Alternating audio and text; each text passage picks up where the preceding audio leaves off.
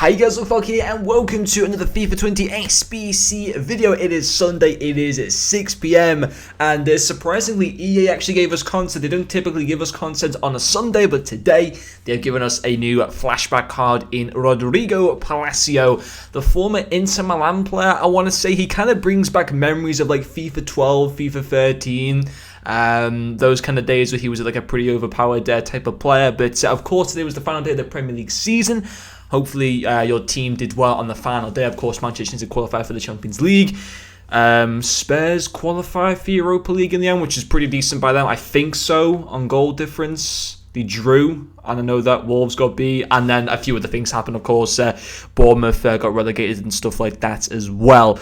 And of course, football doesn't even really stop. We've got the FA Cup next, we've got Champions League, and then we have the season starting like early September. So football isn't really stopping at all over this summer, which is very good in my opinion. But anyway, let's have a look at this Rodrigo Palacio flashback card. On his face, that looks absolutely incredible. One segment to complete him. Of course, he's now playing his football nowadays at Bologna, and the Argentine, of course, getting a nice 94 rated card. And a flashback, Rodrigo Palacio celebrating his 2013-14 season. I will quickly Google search him and just see if he was playing at Inter Milan at that time. We'll see, of course, what his segments are going to require, or what his one segment will require first. And then we'll have a look at his in-game stats in a second. So if I look at Rodrigo Palacio here, I want to see who he's playing for in that particular season. So his 84 rated score with very high chemistry, so you will have to kind of build into one league, whether you build like a Serie A team. You probably should really build a Serie A team with the fact that you need to put a Serie A team or a Serie A player in there. Just build like a whole Serie A 84 rated team basically for the most part. Get players like De Vries in there, Dzeko, get a few 85s like Alan, try and get in like Jose Callahan, players like that. Now Palacio was playing at that time with Inter Milan.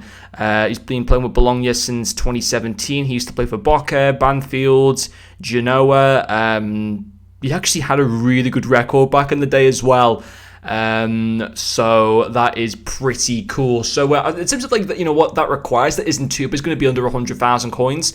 He'll probably be maybe 60,000, 70,000 coins, which for a 94 rated card is pretty decent. Of course, he's from a very, very good league. At the same time, we've seen so many good strikers do in the Serie A this season that, he might not even be like, there might be at least 4 or 5 other strikers from the Serie A who might be better, like Dybala, Ronaldo, Lukaku, and stuff like that. But anyway, guys, let's have a look at his in-game stats. So 4-star is fine. I would have liked to have seen the 5-star weak foot, because that would have kind of made him a little bit more, it would have kind of give you more incentive to kind of do him. High work rates, 5'9", not too bad. If we get into his in-game stats here, I mean, okay, so fantastic pace stats, really good shooting, 99 position, 99 finishing, fantastic. His shot power is good. It's not like incredible, but it's good. Although personally, I think if you're going to get the card, I'd try and get the shot power up to 99 if possible. His long shots need to be improved, but and then volleys and penalties, absolutely exquisite. His passing stats make him to the point that, yeah, you could play him as a cam. I think he'd suit a cam very well, in the fact he's got a nice short height. His passing and dribbling stats just all around would suit being played as a cam.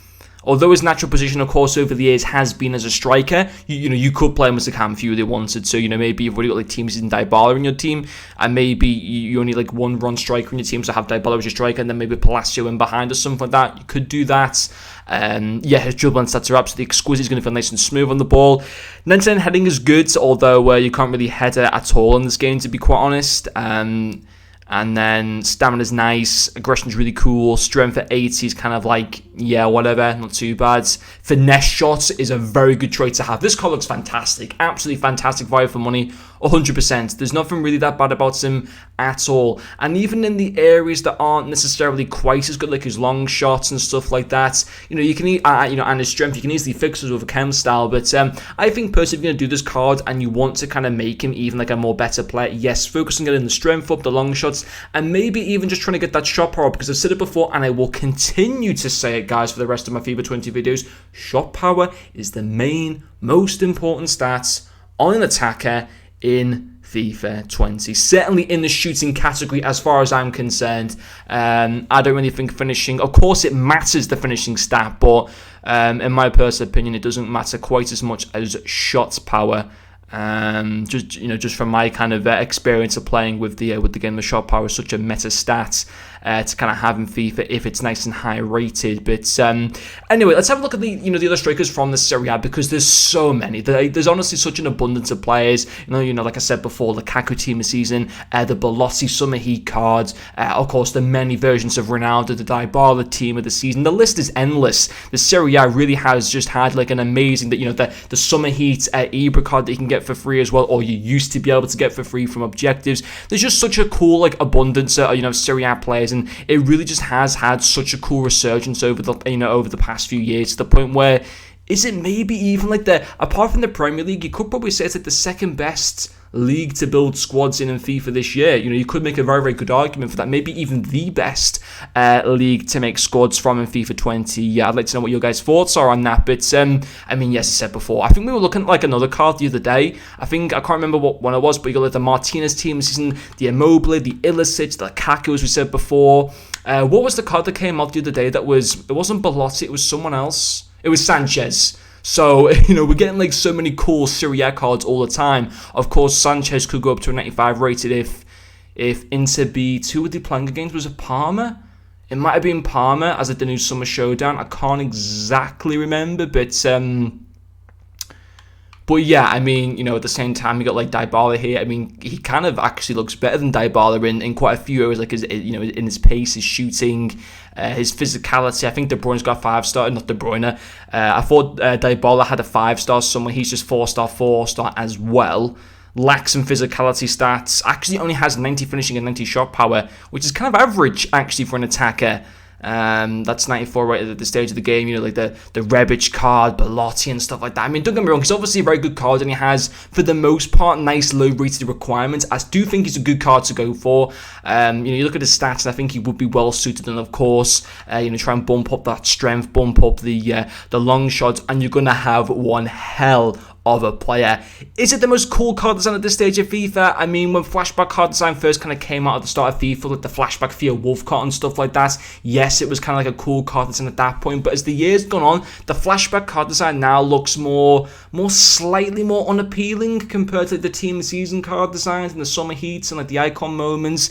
It's not quite the best card design in my personal opinion, it's not my favourite, and should that kind of really affect you on doing the SBC just based on what a card looks like in terms of like the design and stuff? Probably not, but at the same time, I don't know, I'm just not like a massive... As the years gone on, I've got to dislike the design of the Flashback cards a little bit more. I don't know why, but yeah, I'm not too sure on that one. But anyway, in terms of like what the card looks like on his in-game stats and what he requires and stuff like that to complete him, yes, I do think he's an absolute bargain for your coins in my personal opinion. But anyway, guys, hopefully you have enjoyed watching this video, and I'll see you guys later.